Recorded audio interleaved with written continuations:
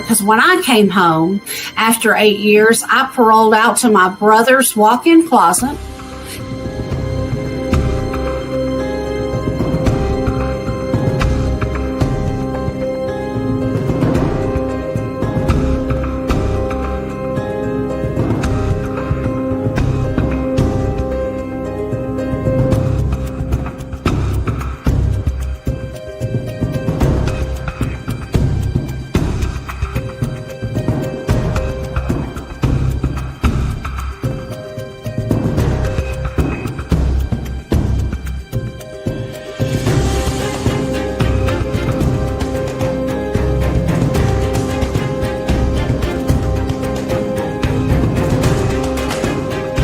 I still got 3 years of parole left.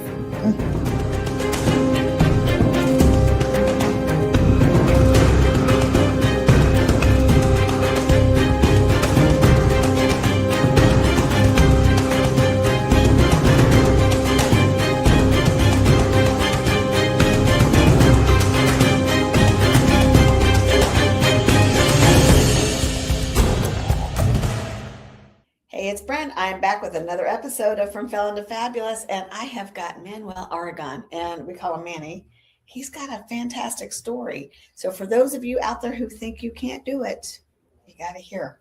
You got to hear what he's got going on. I'm just going to start with that. Let's just jump right in. I appreciate it. Where do you want me to start? You've been called a few things. Yes. I think I've carried some stereotypes at a young age that were uncomfortable. I think society, maybe not society, I think the state of Colorado wanted to prove a point with how it sentenced me for some bad decisions I made as a juvenile. And I don't think it understood the emotional toll that it took on me in that moment. It proved a point from a justice standpoint that you make a bad decision, we're gonna essentially ruin your life. The whole. And you were how old? 14. Yeah. So they want to ruin a kid's life. Correct. They wanted to prove a point that what I did was very extreme. I'm not ever gonna downplay the fact that I took a gun to school and fired 6 shots. But I think the understanding of we're gonna charge this juvenile as an adult. At that point in my life, I didn't even understand how much trouble I was in until a couple months later when, I have 17 felonies and 36 years of time ahead of me. It's like, okay, I did wrong. But then, and not to get too far off track, but then to take something as a 14-year-old and compare it to a school shooting massacre 4 years earlier. And I was in 5th grade at that time. That wasn't even on my thought process. No. But over the next 10 to 15 years, it keeps resulting back to, let's compare it to Columbine, which, I have empathy for all of those victims and their families, but I don't think the situations are alike in any situation. I don't think my life story is any similar to what those kids were going through, and I would never want to compare them. And that's why I think as I intended to better my life, is my narrative is my narrative, and I carried that stereotype for a lot of years, and it played into the bad thought processing where I had to carry that emotional burden of I'm a troublemaker. My family downplayed me, and I didn't feel accepted by society. So I worked really hard to overcome that stereotype and almost used it as fuel once I made that mental change to say, okay, how can I? Yes, this is here on the left hand, but now I'm going to go stack accolades that are going to offset that and create balance was the goal. So let's back up. Why the gun at school? I think it was never intended to go to school and fire a gun. I was just doing things that I was exposed to at a young age, and I didn't really see any problem with it because of what I had been exposed to. It was normalized. It was your life. It was normalized in every environment that I was in. I mean, you could get a gun for $200. It wasn't like I went out of my way to go to. It wasn't premeditated. Yeah, it wasn't something exactly. you went to get to go do something. It was so normalized where every group I interacted with, someone had a gun. Someone was selling drugs. Someone was in a gang. Someone was fighting. And it wasn't glorified from that perspective. I just thought it was normal. I hate to say it, but that's the truth. It was your way of life. Yeah. So you said something when we were talking that was powerful. I asked you if you would do anything different. And you said, with what I knew at the time, no, because that's all I knew at the time. Right. So it wasn't that you didn't know any better. It wasn't that you cared about having a gun or hurting somebody. It was just your way of life. And you truly didn't know any better with the information that you had at the time. Right. And I think me being a logical thinker, it was like a simple math problem for me. I'm outnumbered. I'm undersized. I have a gun. You don't. I'm going to protect myself. You told me you were scared of getting jumped. Yeah, 100%. I mean, I'm outnumbered. I had been in a few fist fights at that point. I probably lost more than half of them because I'm smaller than everybody I'm fighting. And, it was just one of those things where I'm walking through the neighborhood. I got to walk through this park to get home. And God built in me a confidence where I'm walking to the park to get home. If I got to get beat up to get home, I'm still walking through the park. Yeah. And, it's probably a bad way of thinking, but that's kind of where it created a little bit of animosity and everything around me. I had my home life. Parents are getting divorced, and sister and brother are off doing their own thing. And I almost felt secluded to the point where nobody understood what was going through my mind at that point. And I'm looking at life like, oh, no one cares about me. No one's there for me. No one notices me. So you're just going to do what you know. Right. And so I was throwing the newspaper with my dad, started hustling, selling weed, doing all this stuff that a kid 10, 11, and 12, 13 shouldn't have been doing. No one was really aware of it. I don't think they understood how deep I had gotten off track at that point. And it took firing 6 shots at school for my parents to maybe realize he's going down a path that he shouldn't be on. And I think it was too late at that point, and to the point where I lost 2 years of my life for it. And hindsight as a grown man, it was the best thing that could have happened to me, because I could have easily killed somebody. I could have easily went down the gang path. I could have easily done something much worse than what had occurred. And you could have been doing life in prison. Correct. Yeah. 2 years, 14. Talk about that, because you got adult charges. Correct. So I was sentenced as an adult. I had a plea bargain to be charged as an adult felony and sentenced as a juvenile. So that was the plea agreement. Mm-hmm. So they wanted to make it a stamp on my life that I was a felon. I'll never forget that sentencing date. You will carry this with you the rest of your life. So that was the intention. That's what they wanted. Yeah. Mm-hmm. And to say, or if it was just juvenile, it would have went away. Possibly been expunged or, yeah. And so I didn't understand how that would play into my career path, my educational piece. I mean, everything that I've interacted with, I'm sure anybody in a professional setting, at some point you're going to come across an application that says, have you been convicted of a felony? Mm-hmm. And I think mentally I'm past that, but it's always that little reminder of, I have to acknowledge this happened, but it's also a reminder of how far I came. And you have come far, because now you're what, 37? 37. That was a long time ago. Yes. But you're quite accomplished now. Yes, you've done a few things, and that's the Manny that I know. So the show is called From Felon to Fabulous, because you really went from felon to fabulous. So we're changing your title. So I have the same label. I have that label, but it's not who I am. It's something I did, right? And now I embrace that title, that label, because had that not happened in my life, I wouldn't be doing what I'm doing now. And so you're quite accomplished. Yes. You've decided that you were not going to let that be your future. Let's go to that mindset. How did you get, we're going to tell them what you do now, but how did you get from there to here? What changed from 16-year-old Manny out of prison to making the decision to become who you are now? I almost feel like I had no choice. It was survival instincts. It was keep living the life that I was living and continue to. The piece where I think the light switch changed in my head is I'm the one who's carrying the pain. I'm the one who's in isolation. I'm the one who's having all these internal emotions to justify the decisions that I was making. And once I started to acknowledge that I can do better, then I started to do better. It's like you said earlier. Yes. If you knew better, you'd do better. That's right. But sometimes if you don't have the context of here's how to do better, you're going to continue to, the stove's on and I have to burn myself. Mm-hmm. When you touch that, you're always going to have that scar. And you remember it. And then, next time you go by there, you're going to be a lot more careful. That's been my entire life. It's just been trial and error. I felt this horrible emotion. I lost somebody. I didn't want to feel that again.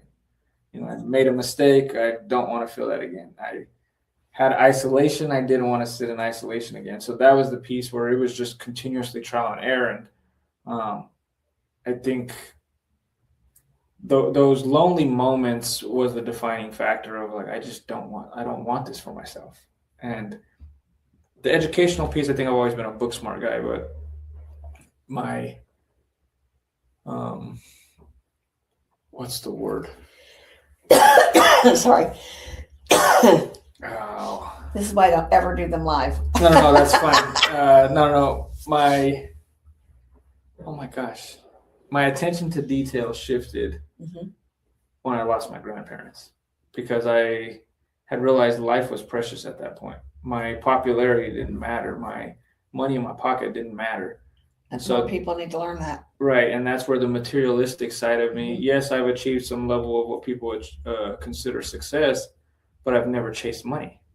And I think that's why God keeps blessing me because I'm chasing self-growth and I'm just trying to be a better person every day.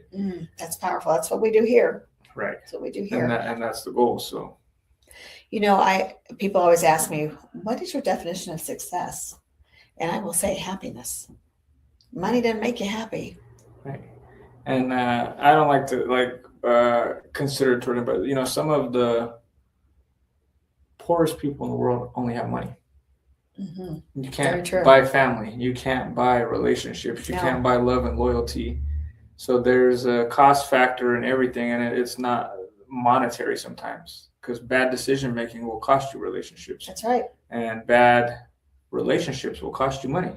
It's a fact. So that's a true statement. It's a true statement. But how did you? So we're going to get into what you do now. You're an accountant. You do taxes. You do things financially. How did you get from this, where you were, to what you're doing now? So I've always naturally been a numbers guy. I pursued community college, fresh out of Lookout Mountain, a couple years later, and I sat back and said, what are my natural skill set, which is math. Always been a math, good with multiplication, subtraction, counting stop signs, walking home from school. And I said, what's something that's always going to be there that I can provide a service to people? Taxes. Taxes aren't going away. Our government's not going anywhere as much as we want to simplify it, and it's just not. So I said, okay, this is something I can do, make some side money, and launched my business. And that has a backstory in itself where I got denied for my IRS license year one because of my felony. Right. And it was already starting to have lasting effects. Correct. And so I had to sit down. I wrote a heartfelt letter to the IRS and explained them my situation and my backstory and said, yes, I understand I caught this gun possession at a young age, but here's all the stuff I've accomplished since then. I went back to school. I got an associate's degree. I applied myself. I already invested in this business. I bought software and technology, and it took them 6 months to respond. So year one, I felt like a failure. I was struggling. I spent all this money, trying to launch the business, and I made no money back. Probably in the whole $5,000, which was a lot of money for me back then. It's a lot of money now. Yeah. And but I remember the day I got the letter from the IRS and I, opened it with shaky hands. I'm like, oh, they're going to tell me no. Yeah, denied me. And it was almost like a hand typed letter because I could tell somebody behind it read the letter, and I know they were maybe impacted by the words because I hand wrote the letter. And they said, we appreciate your candid honesty, and we would love for you, to be accepted as an ITIN license. So that second year I launched my business, got up to about 70 clients my second year in, and I have just grown year over year since, been doing it 13 years now. But the piece where I think I'm proud about it is every time I get a new tax problem, I educate myself. So it's been a constant learning process. I went from a simple W-2 to people who own rentals, to people who own businesses, now S Corps, C Corps, and moved beyond tax preparation to tax planning, tax advisory, tax resolution. So each segment of the tax industry has a whole set of different problems. So I'm constantly evolving, testing to be an enrolled agent next month. So that's surface level taxman Manny. And then we offer accounting, bookkeeping, and payroll above and beyond that, which nice. my natural background is my accounting degree. Mm-hmm. So the tax business was essentially a side hustle that layered on top of my day job, which was being a CFO controller for multiple companies at one point. You're kind of like our CFO. You have a personality. Thank A you. lot of CFOs do not. I appreciate that. So, yeah. And you're wanting to get on stages. Let's talk about that. I'll be honest with you. I don't know if that was the intentions out the gate. I never even envisioned myself moving into that capacity. I mean, I attended my first networking or speaking engagement last summer in Denver. It was an event held by Tim Story and some of his friends. And, I just found inspiration out of the approach that they took, which led to me attending an event where I met you down in Nashville and got to see you guys speak. And, just understanding that inspiration is drawn from people in leadership, and, it's rubbed off on me. So thank you all. But I think I have a story to tell. And I think I said it this morning where I express myself better written, but I still think there's spaces and places that my story needs to be heard that can drive inspiration, and it needs to be vocal. It's very true. And it also, your story is fantastic because it's not what you did. It's what you're doing now. It's what you did about it. Right. So you were young, you were living in a life that you knew. So you didn't know that what you were doing, you probably knew it was wrong, but you also knew it was just the way you did things. Right. It's the way your life was. But what you did do is you said no more. Mm-hmm. How was that 2 years as a kid in prison? It was horrible. I think the first couple months, the piece where I was upset with the system's approach was being on 23-1 at that age. You got to think, I went from complete freedom to complete isolation. It was a level of psychological detachment from the world. I mean, it still impacts me to this day, where I still have social fear, anxieties, and, just different stuff where I think it's almost natural to develop like some type of personality disorder when you're isolated that long. I don't care who you are, adult, kid. Isolation. Were you isolated the whole 2 years? No, for the first probably 2 months, I was on 23-1 because I was in the county jail. They couldn't put me with adults because I'm underage. And so that was your protection. And, just to kind of go through that cycle of, it just started that self-reflection. It breaks you down. Oh, yeah. Emotionally. And thankfully, I've always been kind of a self-sufficient person. But, I mean, you go from complete freedom to having your whole life flipped upside down. But once I got sentenced to Lookout Mountain, got reintegrated with kids my age. I mean, we're all in there for different crimes and stuff, but that's where I started to say, okay, I have all this time on my hands. And keep in mind, I got arrested as a freshman. I crammed 4 years of high school into 18 months, and I still graduated a year early. That says a lot about your mindset. It wasn't dead time for me. So I was feeding the mind while still. Did you get your GED while you were incarcerated? I got a diploma. Good for you. And then I started community college classes to Red Rocks. So I was essentially class of 06. I graduated 05.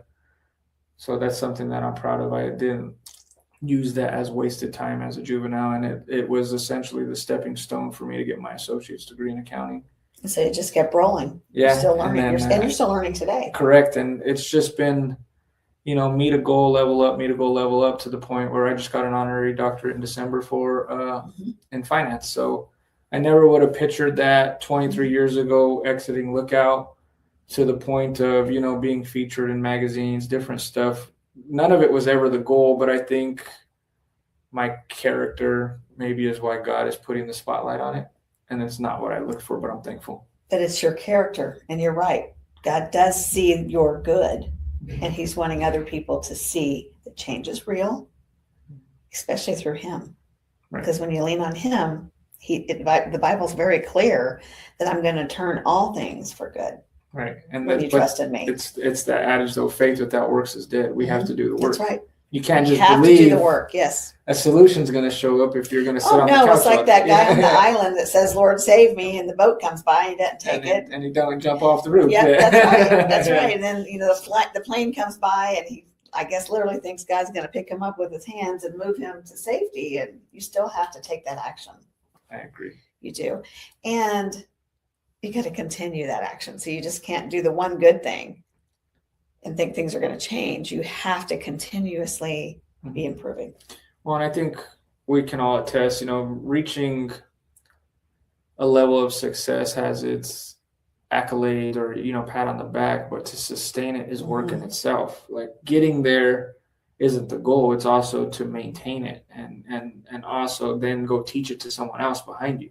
That's where you separate being a follower from a leader is I can get here.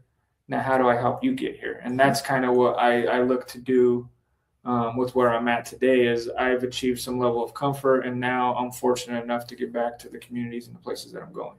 And you have a passion for the youth. Let's talk about that. Yes. If somebody like you would have been in school talking to the younger you, would that have maybe helped?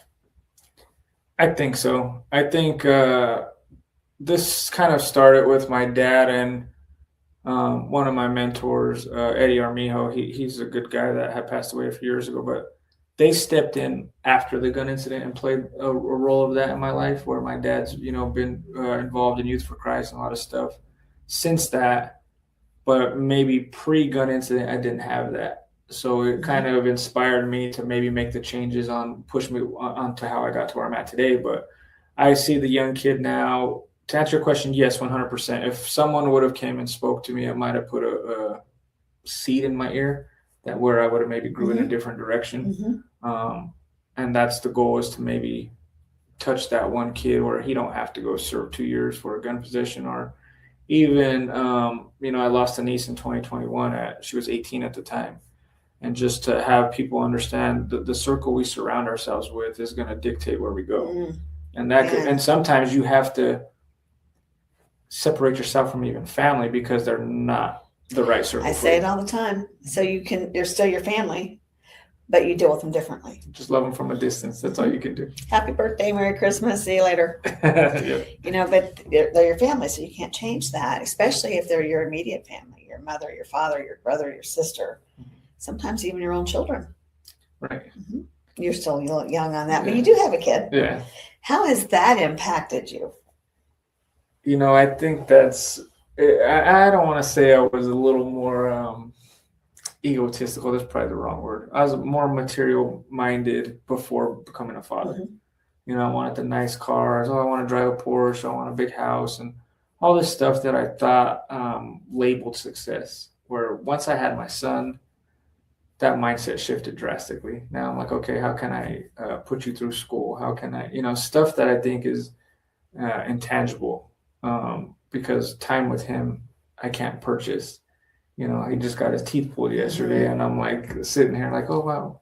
Well, I don't want you in pain. And like you have this just natural way of thinking about the kids. And it shifted me from just wanting to make sure that he sees me in a good light. And with the writing of the book, I think he was a big inspiration behind that because I'm like, I want him to know who his dad is. Not who the world says he is. Right, exactly. You can go Google and say, that was my dad. And so, there's that stereotype, but I think it starts with him is just to say, I want to provide him a blueprint, a foundation where he could be anything he wants. If he wants to go land on the moon, I want to support it wholeheartedly. And if I disagree with something he's doing, I want to paint it in a constructive way where I disagree with it and not attack him. You're right. And we should be encouraging our kids in that way and not attacking them. Right. When I was growing up, I feel that when we did something wrong, we were attacked.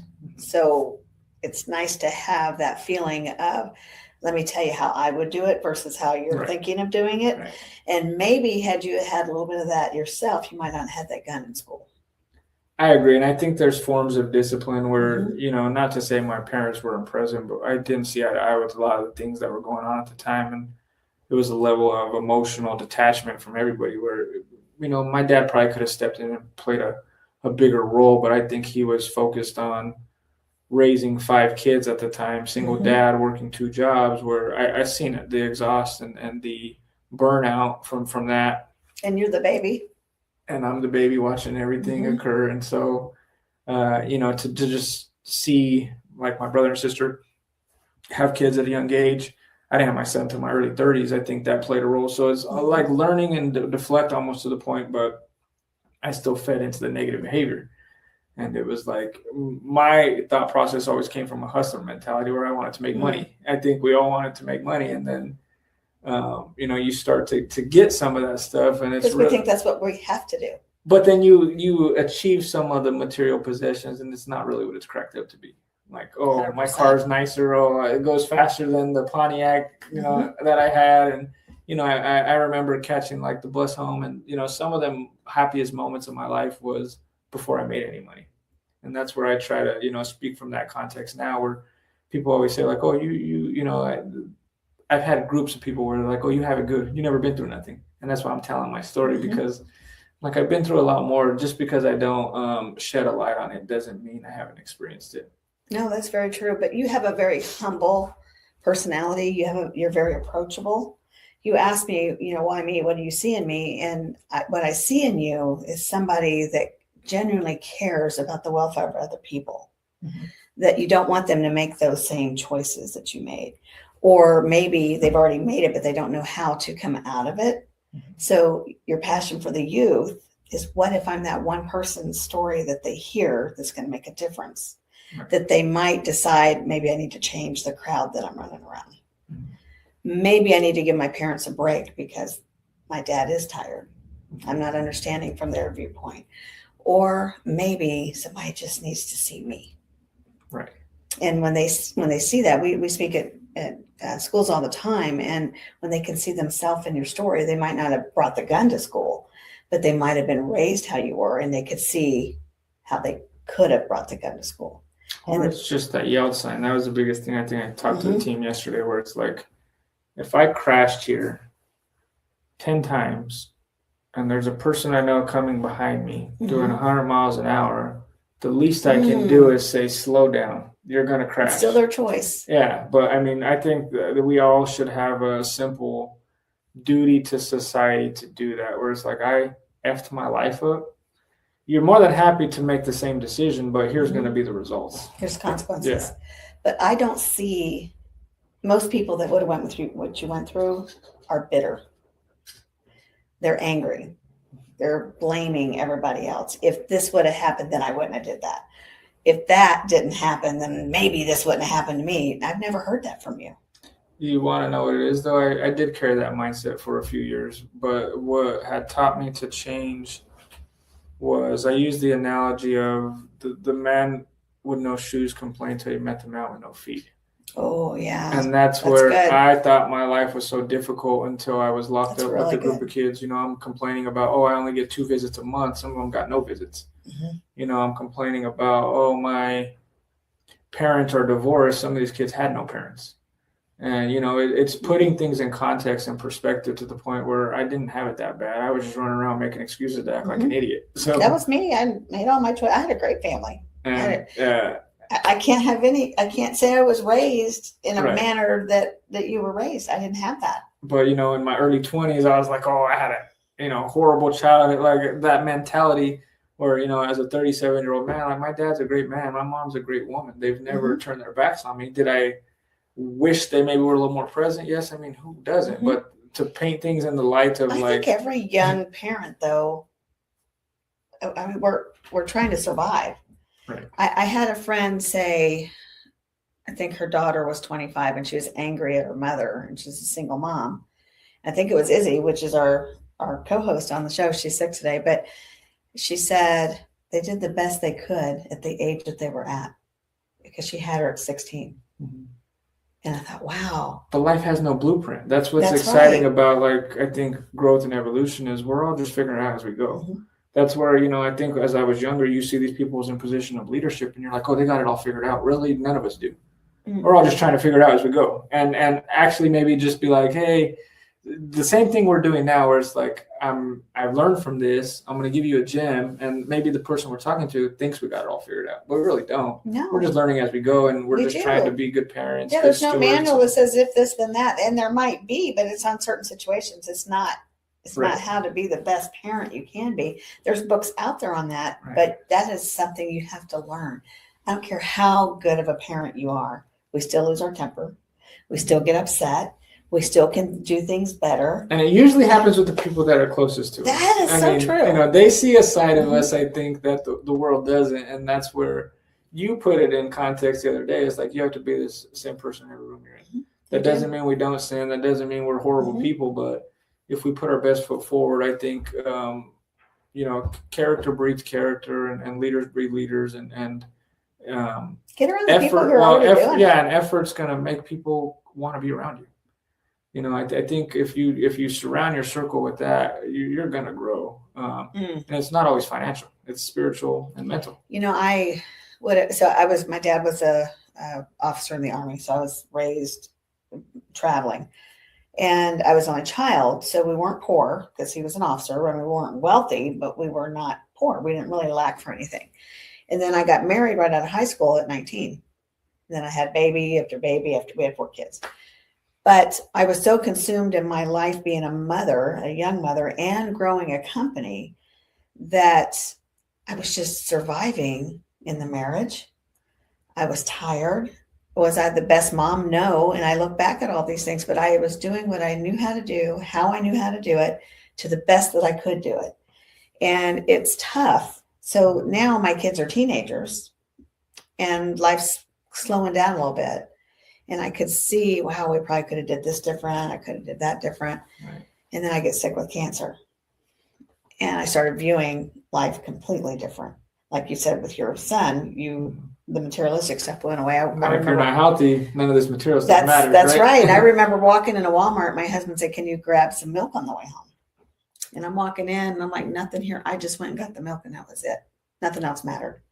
I didn't care about looking at the clothes. Didn't care if I needed new underwear. I just didn't care. I went and got the milk and I went home.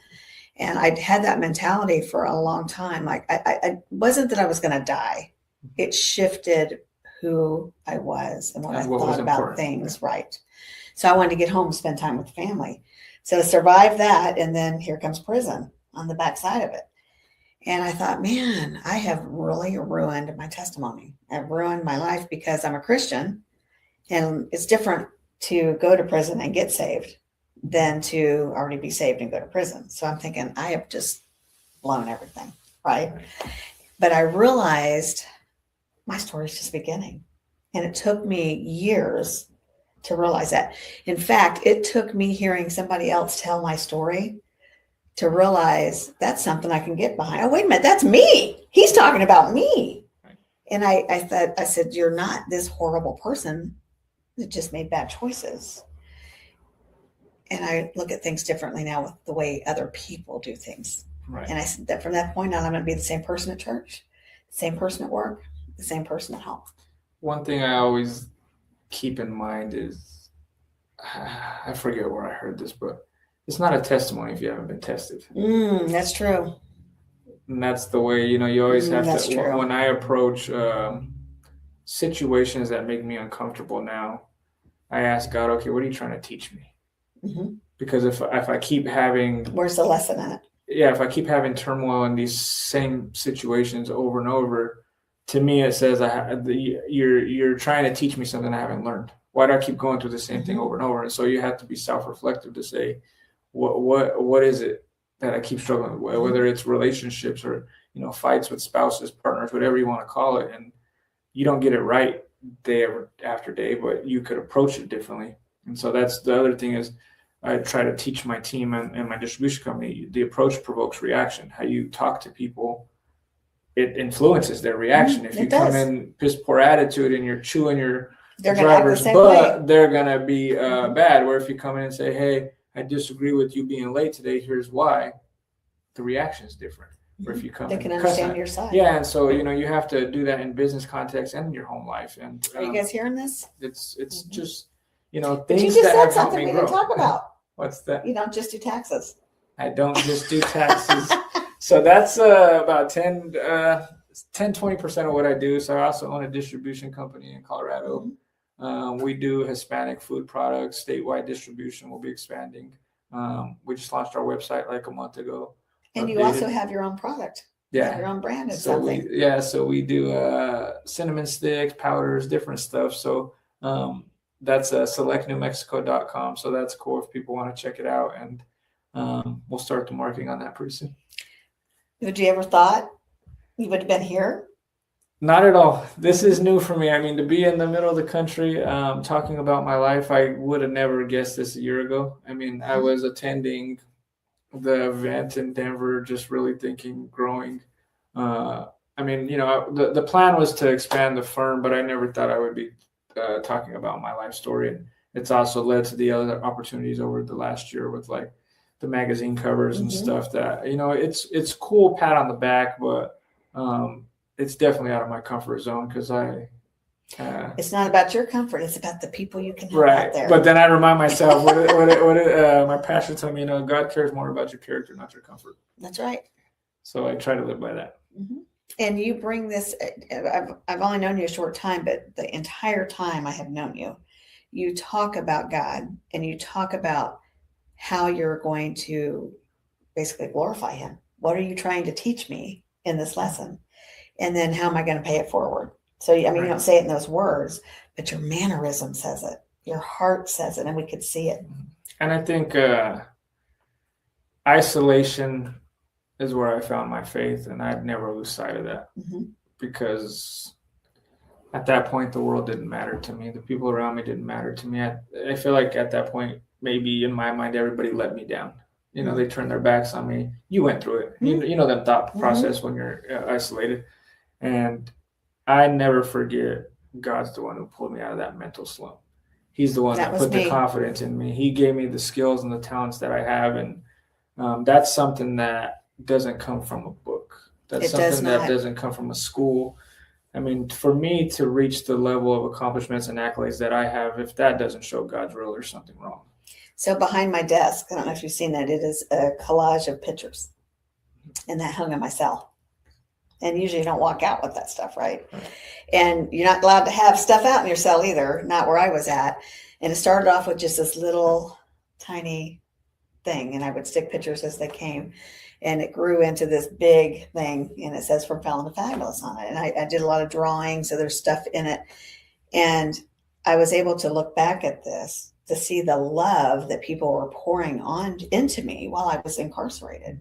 And I have a little snippet of a letter, and it says, I love you. And it's from one of my aunts in West Virginia, who's now in June will be dead 2 years. So for me to look back at this and see the love from the outside pouring into me on the inside from family was powerful. And I'm just thankful that I got to experience it. And people say, what are you talking about? I don't ever want to go back, but I'm really glad I went. Because I got into you, yes. And I saw so much love from a jail cell. I saw it from God.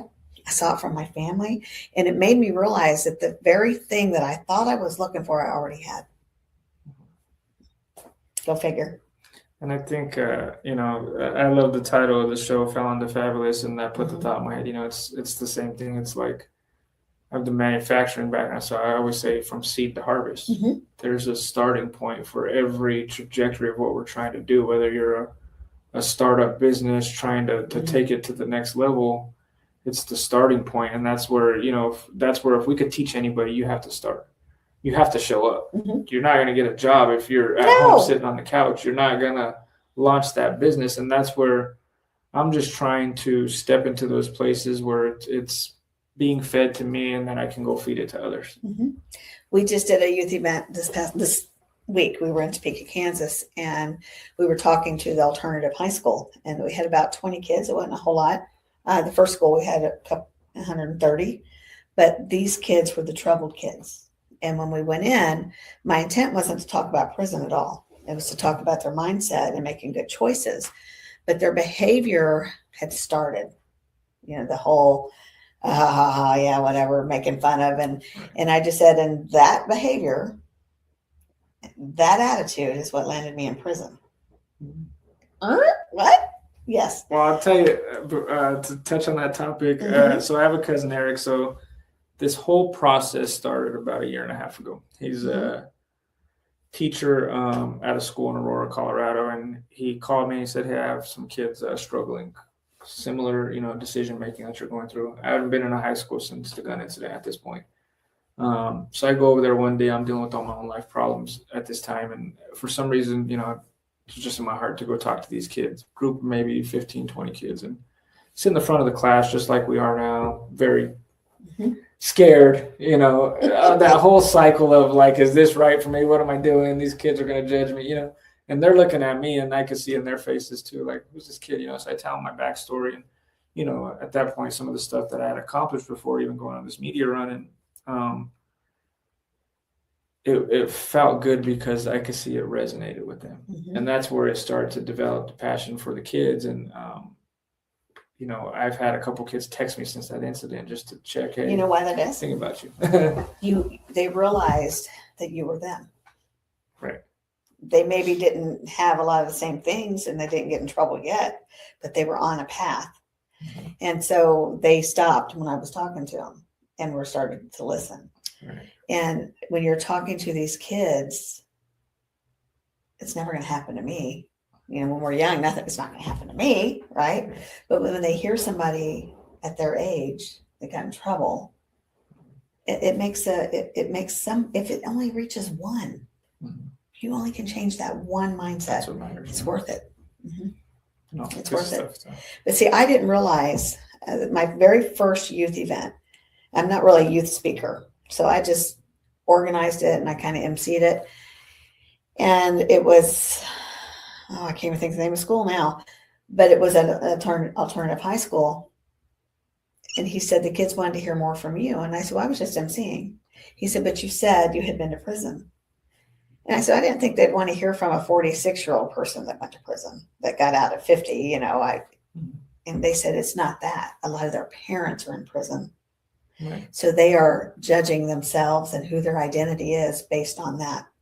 Well, and that's where, to speak from that perspective, we carry these emotional weights around. And, it's, I kind of dealt with it about like my family's addictions growing up. Like I wanted nobody to know what was going on at home. We almost walk around there's time we don't talk about it. Yeah. And it's like, I don't want nobody to know. And the reality is as I've matured and gotten older, we're all kind of just messed up in our own ways. We are. But the fact is, I think some of us are just trying to verbalize it openly and then be accountable to ourselves is where the growth starts. And then I think that's where you meet like-minded people and it's like, I'm not the only person who feels like this, and it's eye-opening. That's it. Or there's somebody out there like me. Right. There's somebody else out there that thinks like me. Right. Yeah. So, and I tell people, and I told those kids, good choices and decisions are something you have to make for the rest of your life. It's not just a youth thing. I mean, I went in at 46 and walked out at 50. I had to make good decisions then. And I'm going to tell you guys something. We just had lunch, right? And I don't know if you noticed I shifted a little bit. And I don't know if you heard Brian say, stop it. Who cares? Because somebody from our past had walked in. And this is a person that I thought might come make a scene. And he was like, we got this. It's okay.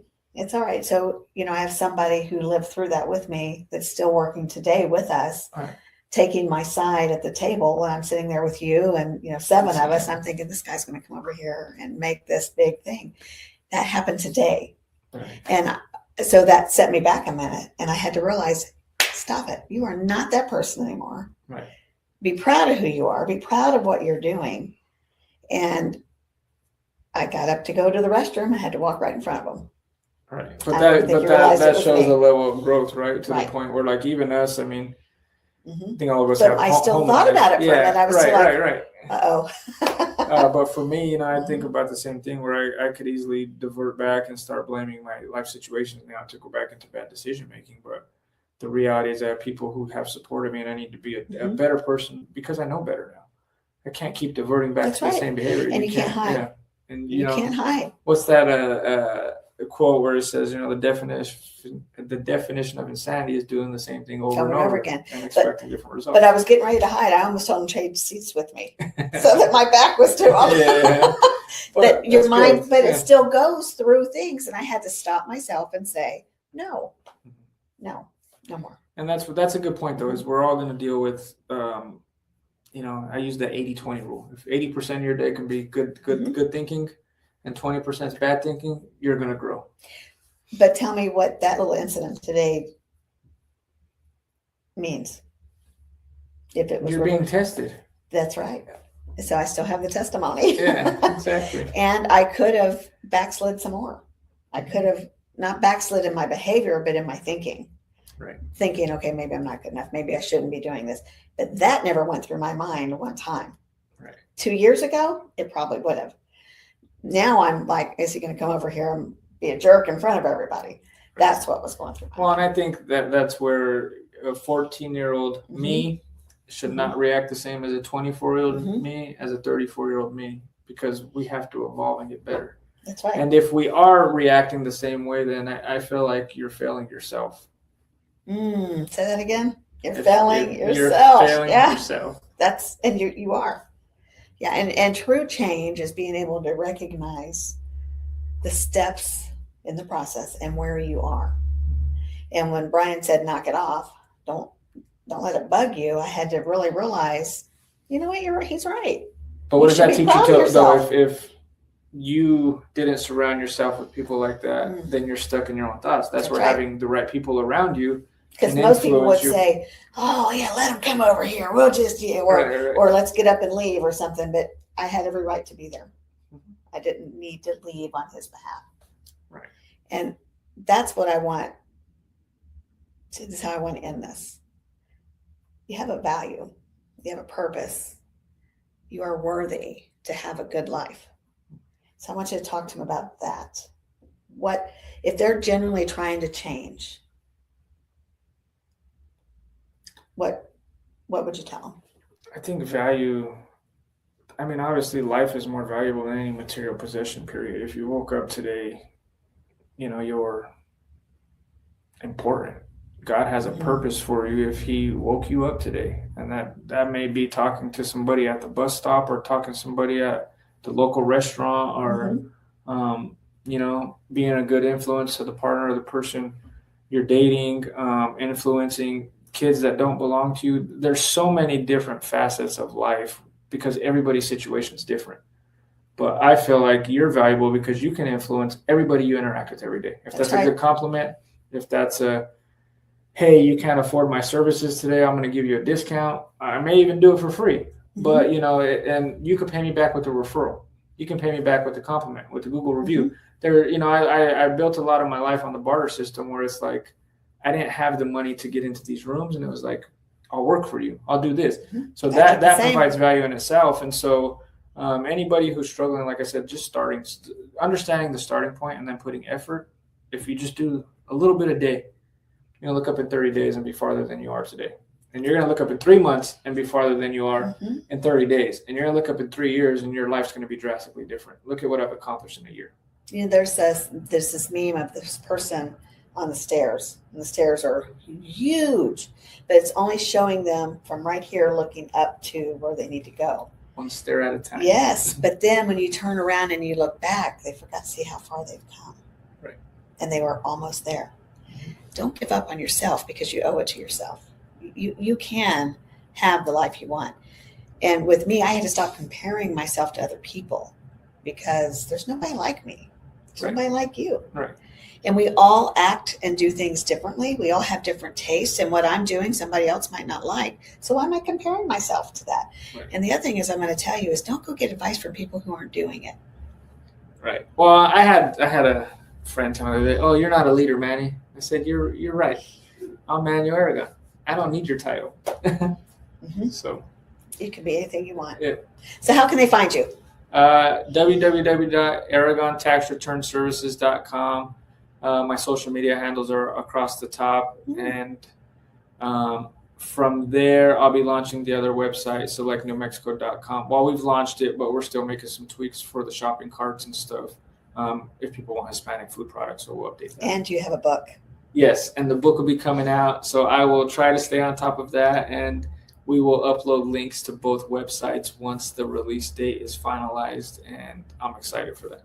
I think that sounds great. I want a copy of that book. Yes, for sure. Thanks for coming. Yeah, for sure. Stay tuned for more episodes of Fabulous People. We're going to get rid of that Felon title. From Felon to Fabulous coming up soon, but they are now fabulous. See you soon.